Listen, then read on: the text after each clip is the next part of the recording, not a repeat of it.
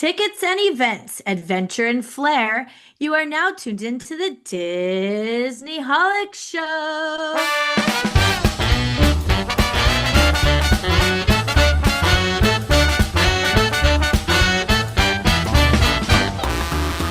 Hello and welcome to the Disney Holic Show. That's Candice. And that's Mike TV. In today's episode, we're uncovering the roots of Adventureland, so prepare yourselves for a journey full of exploration, inspiration, rich storytelling, and puns so good they'll leave you in denial.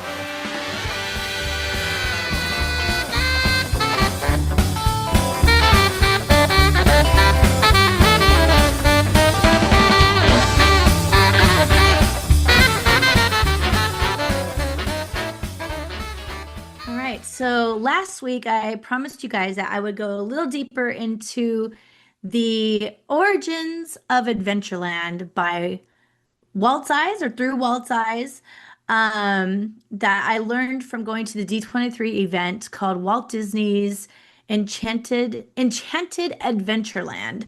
Wow. A very cool event. Talked about it in the last episode if you want to hear more about it. But before we get there, I just want to do some quick updates on D23 because I know it's top of the talk for most people that are attending. So real quick, the tickets that are still on sale are, I wrote everything out here. Now I have to like sift through. So the 3 individual days and with the Honda Center is completely sold out. Wow. Um, the 3 day with Honda Center is available, but only the $2,000 and up seats, which is crazy. There's also the option to only go on individual days. Saturday is completely sold out, so you can still do Friday and Sunday, and that's for the convention center only. And then all 3 days still have afternoon only passes, which are brand new this year. Oh, Some of my friends are trying that out, so we'll be able to report back and see how that goes. that sounds like a Uh, nice way to just see the expo, right? yeah, it's Yeah. from 4 till 8 p.m., I believe. Okay, So maybe you get still some have four shopping in. hours. Yeah, they Yeah. have some later panels. I remember last year being bummed out going to Honda Center, like, oh, there's some really good panels that are starting at 5 o'clock, or some even start right at 4, which is even more like, oh man, Oh, like I could have gone to that, but now I have to leave. So, it seems like there's going to be a lot to do, and you could do all your shopping and the show floor. All is still going to be active until 8 p.m. So, and they're like half the price, I think, or maybe like two-thirds of the cost. So it's cheaper too.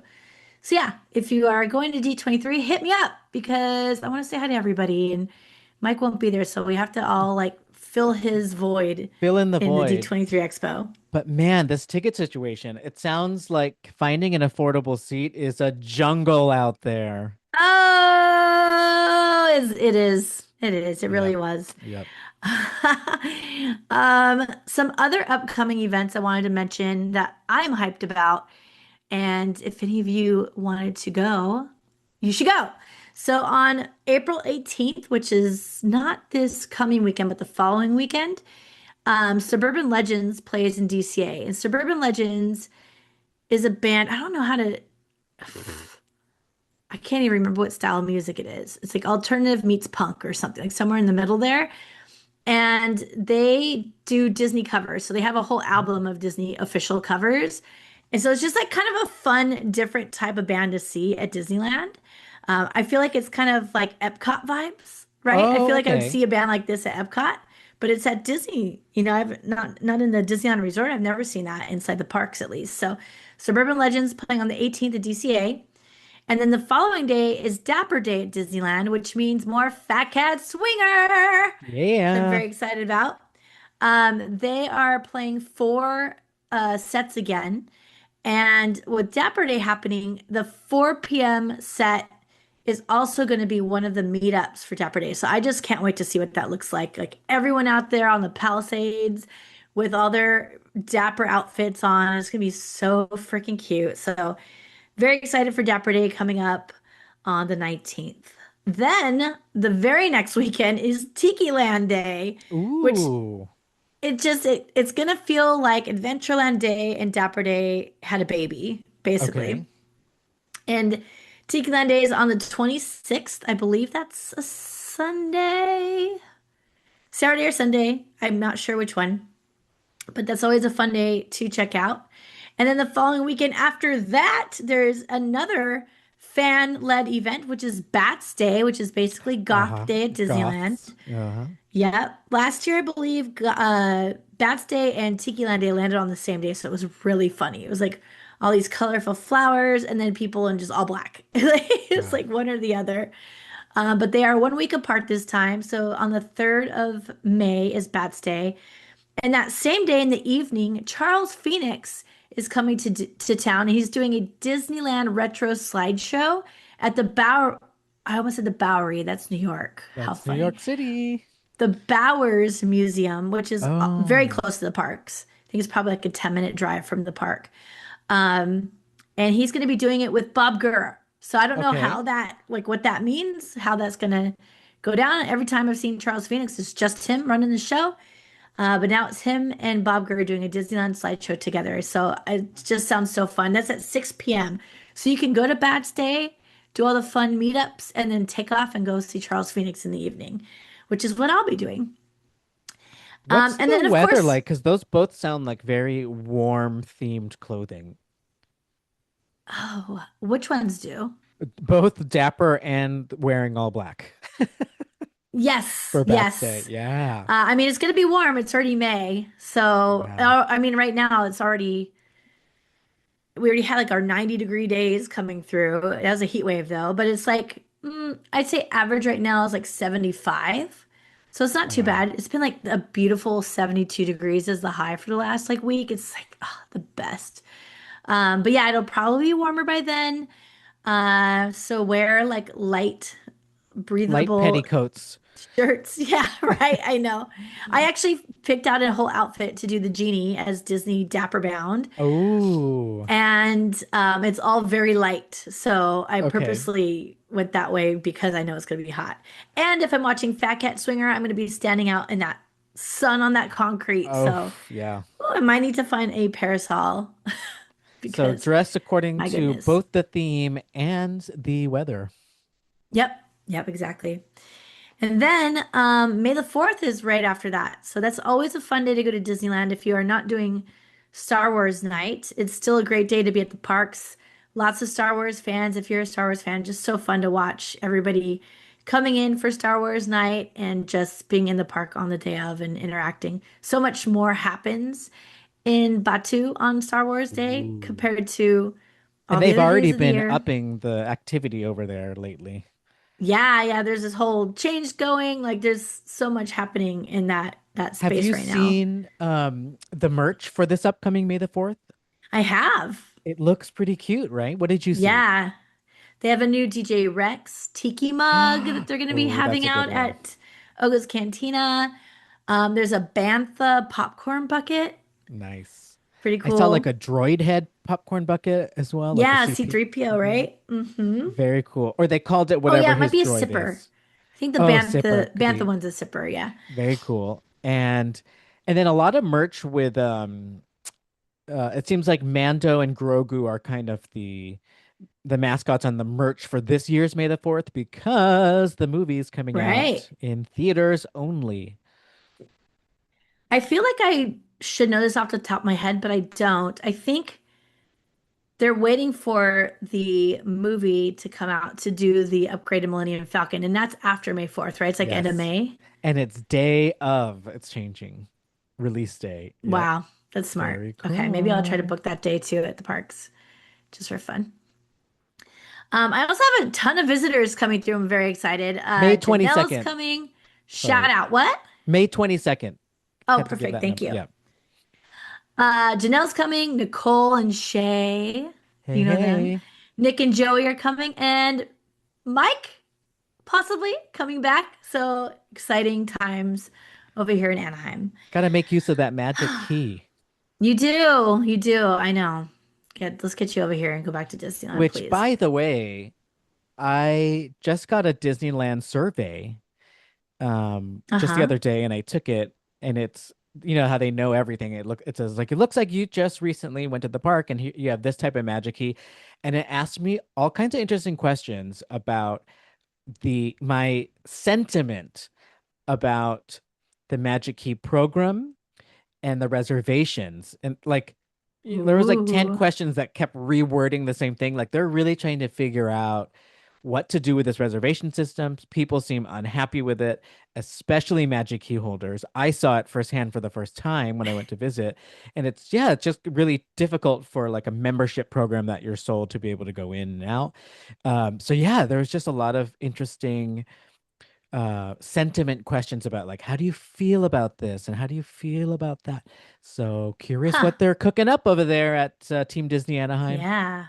I mean, they did announce that they're going to be getting rid of the park hopping thing. I don't know when Ooh, that's supposed to take place, but I'm excited about that. Get rid of interesting. it. At least we got one step closer to going back to normal. But I've been noticing they've been holding a lot of reservations quite often, and it's super frustrating. Like Wow. this whole week has been sold out, like the whole week. And it's like, why? Like right now is Yeah. not peak time anymore for spring break. Why are they holding them right now? And like, I don't have proof of that, but what I will tell you is that every single night, right after midnight, they all open wide up again, like the next Open day wide. only. You know, It's there like you can was go to both parks. Like, they how? did Come on. ask a specific question that said, um, do you make reservations just in case without Oh my God, specific everybody does. You yeah. have to. So they're probably going to, if everyone's answering those surveys honestly, which hopefully they are, they'll see that this is this crazy solution people have had to come up with to feel like they can Yeah. get into the parks. And it been asked, it says, it looks like you canceled a reservation at one point. Did you reschedule it or was that scheduled as a placeholder? Like it was really asking me all these Oh my different God. I want to versions of it. shoot. I should be checking my email for those kind of things. Check it. Check it. Yeah, because it's flawed because of that, right? I mean, we've been doing this forever though. They already know that. We've always been doing that for Disney World dining, Oh right? yeah, get those Like ADRs. any of these things that sell out early. Lightning lanes, you book one, you're not sure if you can go to it yet, but you grab it because it's there and you update it later. Like it's you I kind of wouldn't be have to. surprised if imagine they start treating park reservations like advanced dining reservations and there's a deposit that you lose or some sort of financial penalty. Anyways, Yeah, something's up over there. that's crazy. But yeah, they need to just get rid of it. I wonder what it would look like. Like what I want to know what the numbers look like of why they are keeping it right now. Like, is it really that crazy? Will it just be this like insane sold out Disney park every single day kind of situation? You know, like I Actually, can't that's a good imagine. question. Would you, if it went back the old way and they didn't come up with a like a new version of reservations, what would it be like if you got there and it's at capacity, which was the old way and only happened very rarely? Yeah, it was only like Yeah. vacation or like you know what I mean? Like Yeah. holiday weekends or something. And even then it was like pretty infrequent. How would I feel if I showed up and it was sold out? Yeah, versus the current way. It just depends on how often. If it was like a weekend where I am expecting that it could be, then I wouldn't care. I'd be like, oh, that sucks. And I I just wonder wasted an if hour of my time. you can But always default to, oh, it's closed, so I'm gonna go to DCA, unless they're both right, at yeah. capacity, right? I don't know. Oh yeah, I've never seen them both at capacity. Yeah. That's a really good point. And you know, our good friends at Shapeland, is that what that place was called on Defunct Land? You know how Yep, Shapeland. Shapeland. I remember some of the data they were showing was that interest and attendance has just kept going up. So it could be that the Yeah. demand is there and there really is more people than there was back in the Right, old that's why day. I'm curious. Like, I is it don't know. really that Yeah. crazy? Also like post-COVID, which Shapeland, was that before COVID? Has No, it been out that it was long? after it reopened because the reservation systems and Lightning Lane Genie Plus wasn't introduced until COVID. All of that stuff. Yep. But weren't they doing it on the old system? It's a system that's already defunct, which is funny because it's on defunct land, but I don't think they made it to be defunct. They were just like Oh analyzing yeah, it. I bet you they were still saying Genie Plus for the Maybe that's what it was, yeah. it went from Fast Um, Pass to Genie Plus and then probably doesn't have Lightning Lane. Oh my God, that's how convoluted it is. Genie Plus did have Lightning Lane. They just yeah. got rid of the name Genie Plus and there's still Lightning Lanes. What up? And then they have the Premiere now. Oh my goodness. It's on the multi-pass, single pass, Yeah. or premium or whatever, We premiere. need a Shapeland update already. Yeah, we do. Seriously. I would love to see it because if they could prove to us that like the demand is so high that you would always show up and can't get into the park, then I'd be like, all right, reservation system all day, Yeah. right? Like I would totally buy into a Because you're reservation like, system okay, I guess if I knew that's it. the only way we could do it. Yeah, but none of us have ever seen it like that. Yeah. So it's hard to swallow. Be like, Yeah. oh yeah, like it's just, is that really what we're dealing with?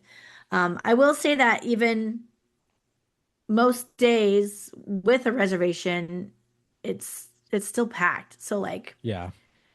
maybe it It's is. I don't know. very packed.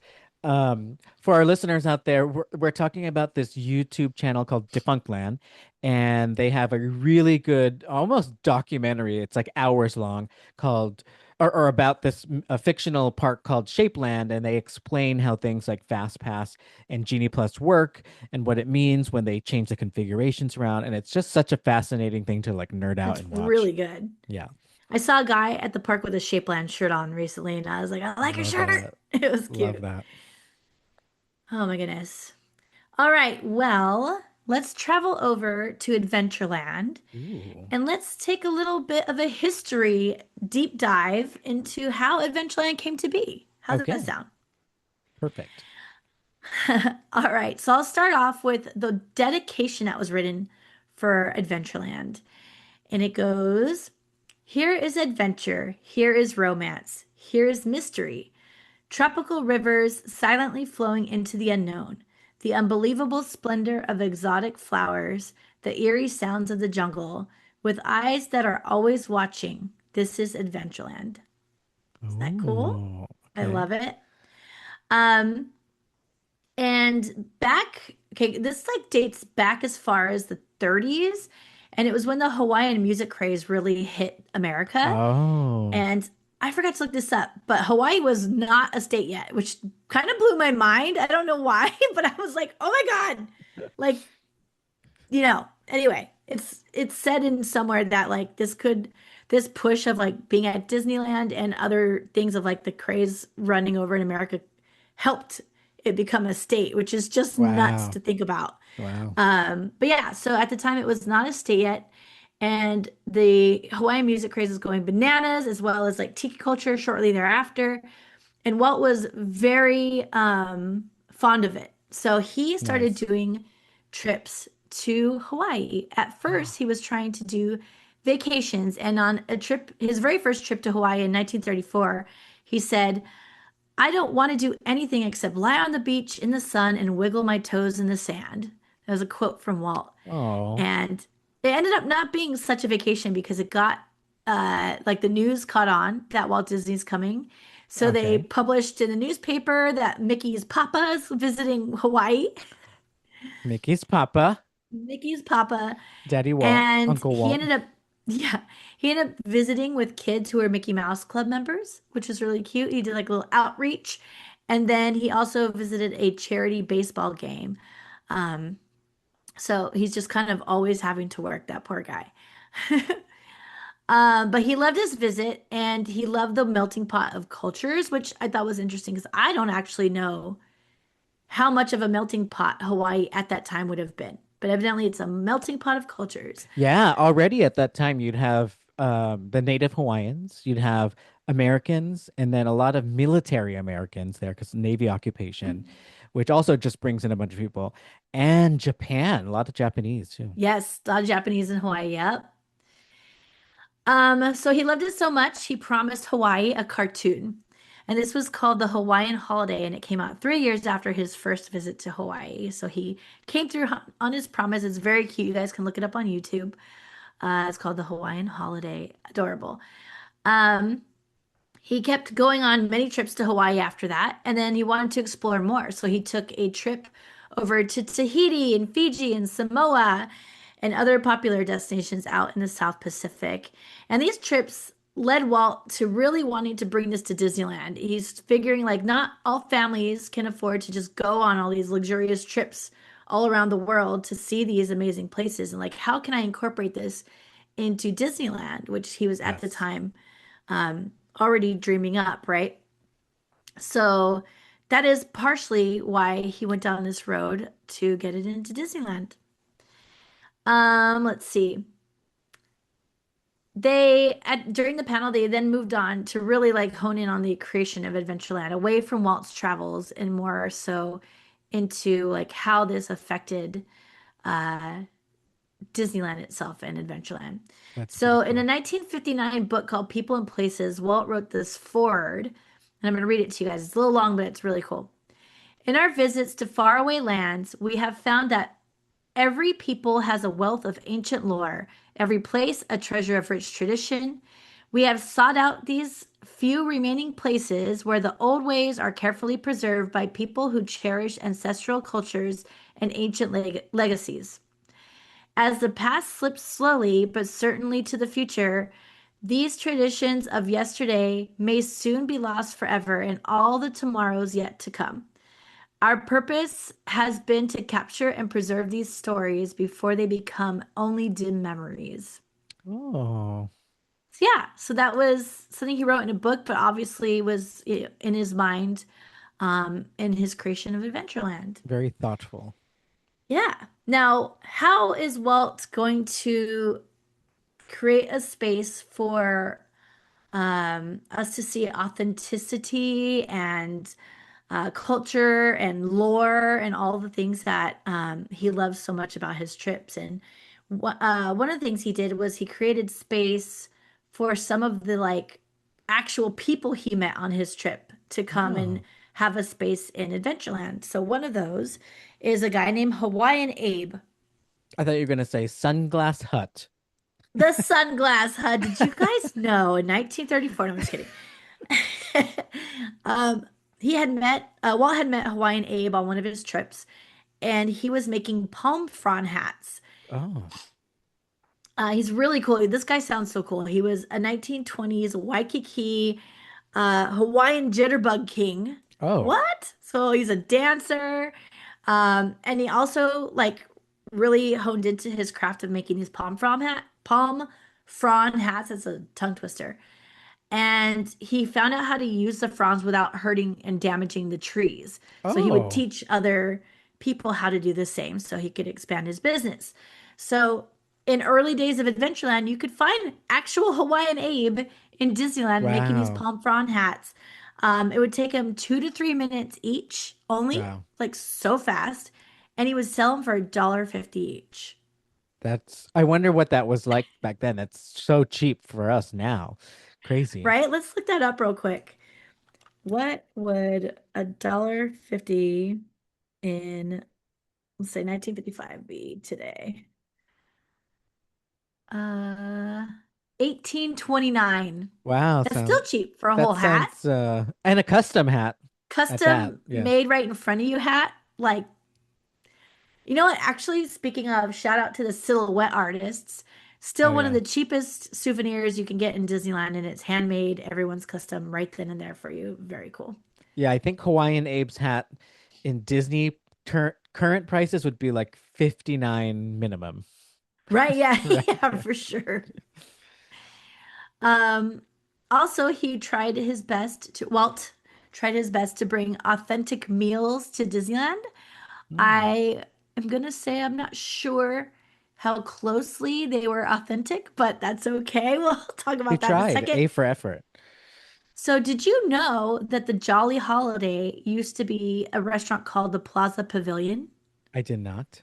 I did not either. It was all the way through 1997. In August, they closed down. I thought I would remember that because I was going at that Oh. time. Huh. But I don't remember it. It was a buffeteria style. And the craziest part, which is what I can't believe I don't remember this, you could eat either on the Main Street side or the Adventureland side. So they had like outdoor areas on both sides of the restaurant. Right now, you Oh go in Jolly wow. Holiday, it's just closed on the back side, right? But they used to have it open, so it would almost open into that Interesting. where Tahitian Terrace and where Tropical Hideaway is now. Tropical Hideaway. Yeah. Now, I know there was something I know it was something before Jolly Holiday. So was it something in between or what that was that what it It was? was like a place you could take pictures for your annual passes. That's what I remember it being. I thought And maybe that the bank was was there for a little bit the also. I thought the picture taking place is where the art gallery is now when you first walk into the right. I thought that was the picture place. That was there also. Yep. Interesting. Okay. Yep. Yeah, that makes sense that there's multiple Magic Kingdom. Disney World still has one of those near Sleepy Hollow, and I don't know what it's for. It's always closed, but it says Oh, annual funny. pass photo, like the sign's still there. I don't know that they ran consecutively. I think they moved. Oh, Like I interesting. think it moved over to the bank when they were getting it set up for Jolly Holiday, maybe I do something. remember at The gallery, Paramount's Great sorry. America, it's such like a trailer that you'd walk into. Oh my God, I remember that. Yeah, ghetto. That is so wild that they wouldn't have like come up with an actual place for people to go. Yeah. Whatever. That's why Oh it's not man. Disneyland. Hey, sorry. Core memories. Yep, exactly. So in the Plaza Pavilion, they would bring dishes that are authentic to Hawaii, like shrimp dishes, shrimp Okay. dinner, and chicken dinner. And now I'm just thinking of Plaza Inn. I'm like, what? It's probably Oh. not the same kind of chicken dinner. Hopefully they're like rice bowls or something. I don't know what about a chicken dinner when it's just Yeah, called maybe just like that. I don't yeah, know. the way Could be that it's anything. phrased, but Yeah, maybe it yeah. was like the kind at Ohana or something. Right. It could be like so many options that could be great and authentic, and some Yeah. are very not authentic. But the other thing on the menu was a hot French dip. Oh. So yeah, don't know. I'm trying to think what do they do with the sandwich that's Hawaiian? It's still a French dip. Huh. Right. Yeah. Who knows? Who knows? But it seemed pretty cool. On that back side, on the Adventureland side, they had live Hawaiian music playing a lot of the time. So you Ooh, could that's see nice. live musicians. And then later on, they ended up, oh, this is why I can't remember it. I studied all this and I didn't even think about this. No wonder I don't remember opening to the Adventureland side because it was already Tahitian Terrace and Aladdin's Oasis by the time I was even born. Oh, So okay, they got it. closed it off. So originally, back in what, when this opened, 1955, so opening year up until 97 when it closed. But in 1962, they converted the backside to its own restaurant called Tahitian Terrace. Oh, Okay, interesting. I Which feel better became now. Aladdin's Oasis, which then became Tropical Tropical Hideaway. Hideaway. Look at that. Yep. The evolution is bananas. So the cool part about Tahitian Terrace, and if you guys are not familiar, a it was a little higher end dinner experience, and you'd have to buy your dinner. It's like a dinner show, basically. So you Hmm. would buy your meal, sit down, and watch a show of Tahitian dancers, and they would come like through a waterfall. Like there's this really pretty waterfall they would come through, and like the door is behind it. They also had like fire walkers and more live Polynesian music. Um, the food got even more enhanced to be more authentic at that point at Tahitian Terrace. Ooh. Then, shortly thereafter, they opened the Tiki Room. So they also stole some space off of the pavilion on the backside to build out the Tiki Room in 1963. So it was the very Wait, I next thought year. Tiki Room opened with Disneyland Park. No, no, 1963. Wow. Okay, so it did come with the whole Hawaiian craze. Wow. Okay. Yep, yep. And one funny thing I learned, just a little tidbit that I learned about the Tiki Room was actually through the Sherman Brothers. And they admitted that they stole the music that they created for another, I think it was a Disneyland TV episode about the making of the Swiss Family Robinson. Oh, And okay. and they made this song for it that it's kind of silly. I'll play it at the end of the episode. So if you guys stick around, you can hear it at the end of the episode. Um, about it's like the guy singing about making the movie. It's kind of funny. And it's called Interesting. Swiss Family Calypso. But if you listened closely to it, you could definitely tell that that just converted right into the Tiki Room song. Like very Wow. cut and paste kind of moment. But they wrote it too. So you know what? It was for this one little episode. Go ahead and use that for a long, lifelong, like irreplaceable soundtrack that's all rent free in our minds forever. I love it. Let's see here. And then the Jungle Cruise went through a big refurb in 1965 and added Oh. a lot of scenes, including the elephant pool. which blew my mind because they always say Bertha's been in the shower. Look, she's wrinkly from being in the shower for 70 years. They always say like however long Disneyland's been open. She Oh, wasn't even there till 1965. Get your facts straight. 10 whoops. years taken off that time in the shower. Um, the African belt was also added as another example of things they added on. Oh. And it was all after, like modeled after Mark Davis art. So it came straight from the hands of Mark Davis.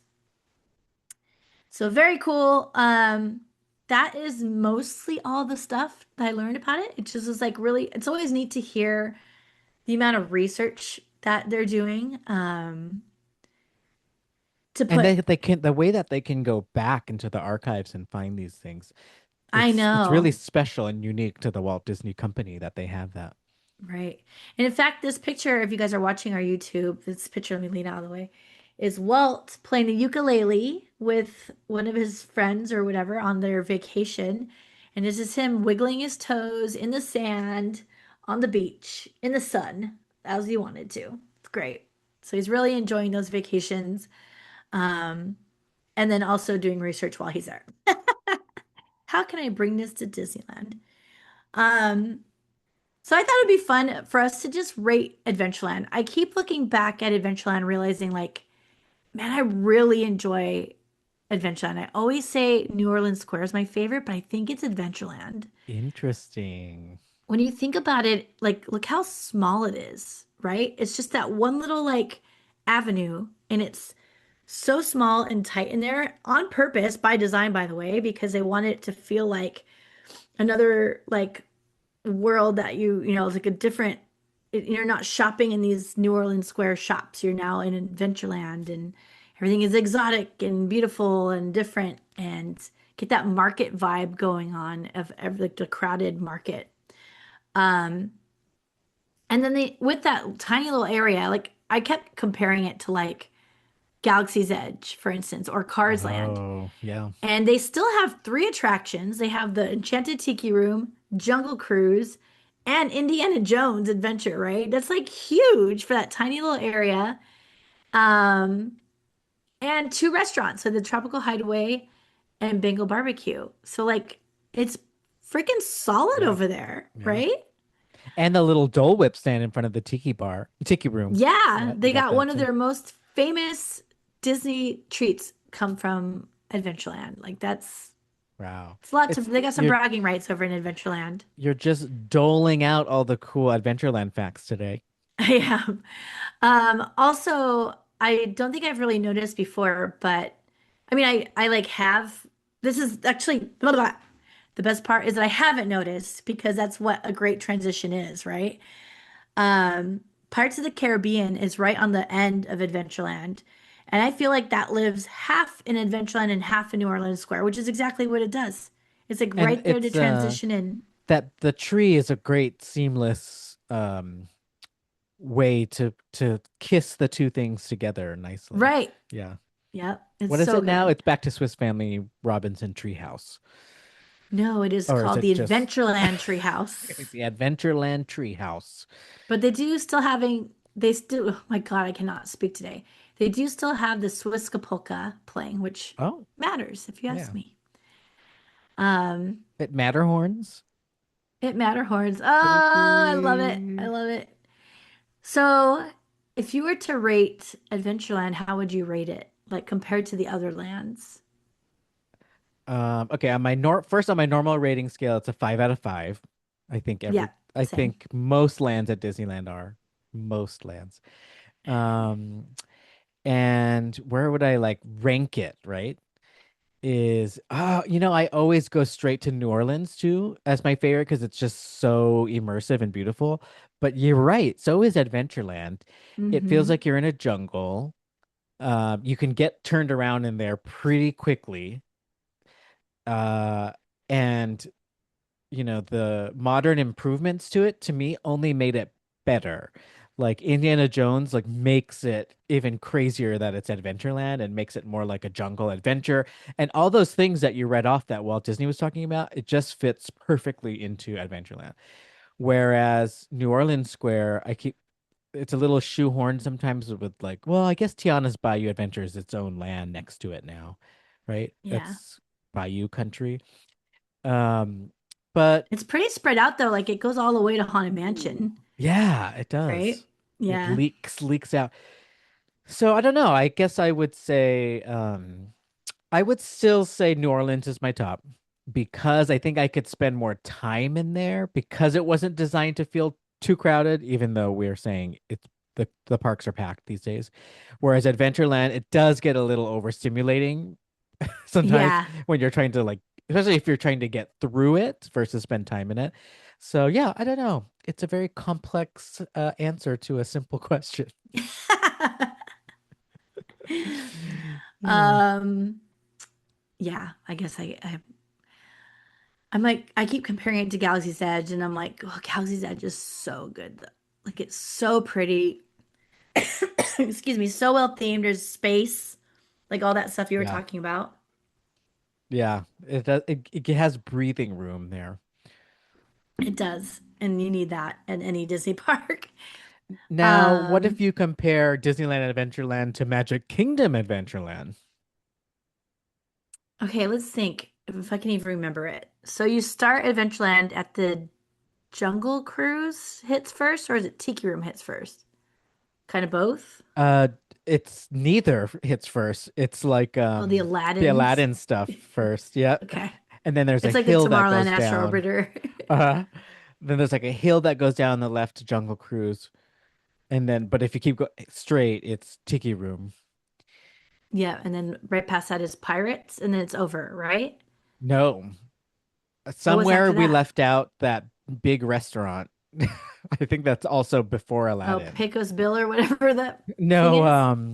Skippers can Oh yeah, that's a great restaurant. yeah, it has really nice theming too, the outside, the facade. Yeah. I would say their Adventureland feels more like the marketplace side where and some jungle, where Disneyland is like jungle with some marketplace. A little bit of like that. Yeah, the bazaar is that what it's called? Adventureland Bazaar seems to take up a bigger footprint in Magic Kingdom. And yeah, like you said, Pirates is in that land over there. Yeah. It's funny, I can't remember any shopping in Adventureland in Magic Kingdom right now. I It's can't like picture it. a bazaar and it like spreads throughout the Aladdin place and before and after it. Oh, Yeah. And I then just can't picture Pirates it. has a pretty big uh Oh, that that shop on the entrance outside. thing. Yeah, it's Exit like through the gift shop thing, yeah. exit through the gift shop. Uh-huh. Um, okay, okay. Yeah. I think I don't know. I don't like that I like that ours is all like tucked in. Like you could see the whole thing Yeah, it does feel from inside of more. it. More intimate again. I think that's the whole thing about Disney World versus Disneyland though. Everything Yeah. is more like sprawled out. Um, I don't like for some reason the Jungle Cruise entrance drives me nuts. Like that it's like down and out somewhere Downhill. else. I Yeah, don't know why. it's like long it takes forever to get to it. And I'm like, It feels okay. so removed for some Yeah. reason. Oh, you know what else is in Adventureland there? I guess which is similar to Disneyland. The Swiss Family thing is still there. Oh, that's right. See, I And can't it's like a picture that at all walk right now out. either. Oh man, I It need a feels refresh. yeah, it feels bigger um and more spread out than Disneyland's for sure. Yeah. Yeah. Does feel like I could tell you straight up, it feels a lot spacious. Like every time I'm picturing it, I never picture that crazy clusterfuck that happens in our Adventureland over here. Yeah, like that You pinch know, but point. I Yeah. every time I picture our Adventureland, I picture that, like just a million people in it. So that part Yeah. they win. For sure. Well, they got the space. Yeah, they Yeah. do. So while I was doing this research, I saw some fun facts about Jungle Cruise, speaking of. Ooh. So I thought I would share those with you. You might already know some of these, some of them you may not. I think a couple of these surprised me. But they're just like fun to think about these Imagineering techniques that they are able to um like just I always like say like I wish I was at the table when somebody said it and you're just like there's Ooh. these ideas that you're just like, "Oh my God, yes, 100% obvious." Like, Yeah. it's just these brilliant moments that like You just have to wait till somebody figures it out, right? And one of those is that they wanted to make it look like they had these like exotic trees. And so Mhm. like jungle trees. So they planted regular trees here and upside down so you could see their roots coming Smart, out. so And those were smart. like the jungle bayou style trees or whatever. Um, bayou, I don't know why I went to the bayou, but they have Biobab. those also in Biobab. Pirates. Now I'm thinking about it. Yeah, and Animal Kingdom, they eventually got a real Biobab tree and didn't have to Love that. Love turn it it. upside down.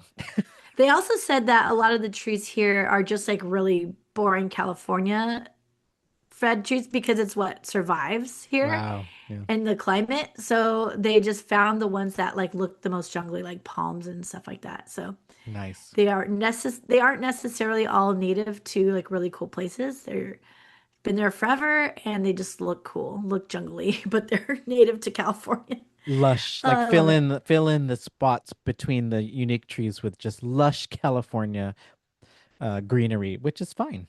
Yeah. And speaking of plants, another fun factor that the plants are shaped to block sight lines so you can't see outside the land or backstage areas in all of Ooh, Adventureland, that's which good. makes sense. But I always think of like the train berm doing that for you, but here it's the plants doing it at Adventureland. Um, One of the perks of the backside of water was to cover up crowd noises. So that area where you're under the Schweitzer Falls is actually Oh, closer to Main Street. And you wouldn't like really think about it, but it interesting. folds right around the backside of Main Street with the Jungle Cruise. And you could hear like people and like parade noises. So they put a waterfall in to help Wow. like void White out some of that noise. noise. Yep. White noise. Yeah, that's I cool. did not know that one.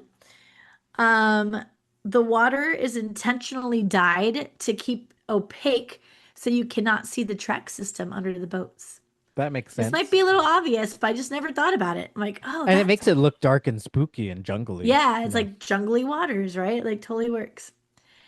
Um, and then the sounds of the jungle are engineered, and what I mean by that is that you'll hear drums, birds, distant like vague jungle noises, but they're all directional, so the land feels bigger than it actually is. So it's almost that forced perspective through Oh, audio. forced hearing. Yeah, Wow. Wait, they call that some spatial audio is what they spatial call it now, audio. but look at that. The Imagineers were doing it way back when. So Wow. cool. That's very cool. That's a good one. Yep. And then the last fun fact that some of you may already know is that the Jungle Cruise wasn't always funny. It was kind of a fix because Oh, originally it was like an edutainment ride. Like you go and you learn about interesting. the jungles and all these different places in the world that you could visit on such a jungle cruise like that one is, and about the animals and all this stuff. People found it boring. They were getting feedback that they're just bored and they weren't getting high attendance on the ride, so they decided to spice it up with a little comedy. So that's why you now have all your really good jungle cruise puns. And That's what yeah, like really makes it for me is that like borderline improv and then seeing how each skipper uh adds their own, flair to it. I love that. yeah, totally. I know I'm always like curious why the Jungle Cruise skipper picks the one because they know there's like variants of all the different jokes. It's like, Yeah. huh, I wonder why they picked that. Was that the one that they can deliver better? Is it fit their personality better? Does it get more laughs? Like, why are they choosing this route to go on the Jungle Cruise? Fascinating. Well, you know what else Yeah, was fascinating was hearing about the Adventureland story straight from Walt Disney in a way, because that's what you got when you went to the D23 event. yeah. Also, loved hearing about all the things upcoming later in April and May. And then, of course, the jungle of a ticket buying process and whatever is left over is everyone's scraps at D23. So get your tickets and get your afternoon access if you haven't yet done so. And in the meantime, thank you all for listening to episode 282 of the Disney Holics Show. Follow us on social media at the Disneyholics. And if you'd like to get in touch with us, send us a DM on Instagram or contact us at thedisneyholics.com. Okay, bye. Bye.